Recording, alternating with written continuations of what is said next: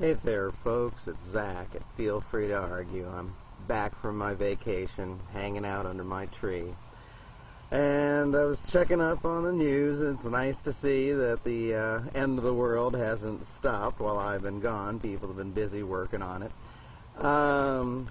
Read Seymour Hersh's article down on the New Yorker website, and seems like he's kind of on the same page with me. He seems to think that we're getting very, very close to attacking Iran. And the reason why is basically, he has information from people saying that Cheney is now desperate to get some results for our operations in Iran, where basically we're finding anybody who hates the Iranian government and we're giving them money. And it doesn't matter what kind of scum they are. All that matters is you hate Tehran. If you hate Tehran, if it doesn't matter if you're a terrorist, it doesn't matter if you behead people, it doesn't matter if you have ties to Al-Qaeda, you're our friends. And you get big time money from us, and then you go into Iran and you do your thing. What are they looking for? They're looking for us to have some reason to go to war with Iran, because Iran has always been the next thing on the project for a new American century, the good old PNAC handbook. You go there right after Iraq, next bullet item, Iran. And why is that? Because Iran has got a whole bunch of oil, Iran has got a whole bunch of natural gas. And that's basically all it gets down to.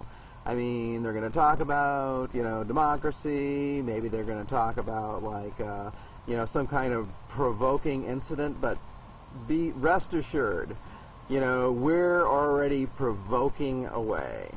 As I quoted Scott Ritter in one of my earlier videos, talking about how, as much as we talk about, not appeasing Iran, Iran is the one who's doing all the appeasing. I mean, we keep poking them and they keep, not doing anything back. So, and I think that's very clear from the Seymour Hersh article, because he goes into vast detail talking about, all these various groups that we're supporting, what scum they are, and the fact that the Iranians are catching on to it. They're catching on to the fact that we're behind all this recent violence in their country. And, I think what they're trying to do is they're trying to wait us out. They're trying not to give, Bush his reason.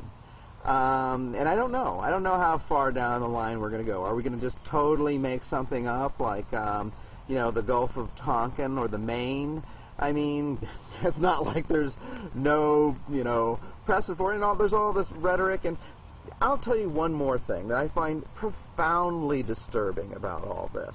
In Hersh's article, he talks about how, in order to secure funding for a lot of this junk, Bush has had to, brief, at least nominally, Nancy Pelosi and Reid, the head of the House and Senate. So these two Democrats know about this situation, and for whatever reason, they are not sounding the warning bells. They're not. They're not saying, we're the ones behind everything. We're trying to provoke war with Iran. Because that's what we're doing. And I just don't understand it, except to think that we have turned into a nation of cowards.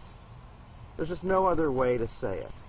We're afraid of our own shadow. We're afraid of this country, which is honestly in no position to do anything to us, and is just trying to sit there with its head down and wait out this administration that's done nothing but threaten them. Now, this is not to say that I think that Iran is going to do nothing if we finally engage in some kind of overt aggressive action, which I'm sure is the final goal here. Because, I don't like to make generalizations about smoke and fire, but oh my God, this is a lot of smoke. There's got to be a flame somewhere in there. And so I do think that we're, far along in the planning phases for an attack on Iran. And I just don't understand it. I don't understand why people are going along with it. I mean, it's the same people. It's the same people who lied to you the last time. You know, who's out there on the talk shows? You know, the people who've been lying to you for, you know, years and years. You know, Karl Rove, Ollie North, you know, all the standard people, Bolton, Wolfowitz, you know, they're all out there spreading the same bunk. I mean, where's the proof that there's something up with Iran's program that we insist they demand? Have we even proved that they have a nuclear weapons program? No, we haven't. No, we haven't. We haven't proved it, and we're going to go to war over it, and then we're going to turn around afterwards and say, my bad again. You know, but it's going to be much worse. I know I've said this before, but I just feel I got to keep repeating it. It's going to be much, much worse than Iraq. Don't think it's going to be another Iraq. You're not even a down payment on the real misery that's going to happen, because this is not a poor nation. They haven't been under sanctions. We're trying to get them under sanctions, but they haven't been. They've had a long time. And we've been threatening them for a long time. And don't think that they haven't been figuring what they're going to do if we actually carry out on our threats. I mean, they know that they just can't let us have our way. I mean, what do you do if you lay down for it? Well, they've got an example of what happens right next door. Iraq is what happens when you lay down for the U.S. Okay, well, I think they know that that's off the table. They're a proud people. They've got some serious nationalism, you know? So, I don't know what to say. I mean, we're running out of time.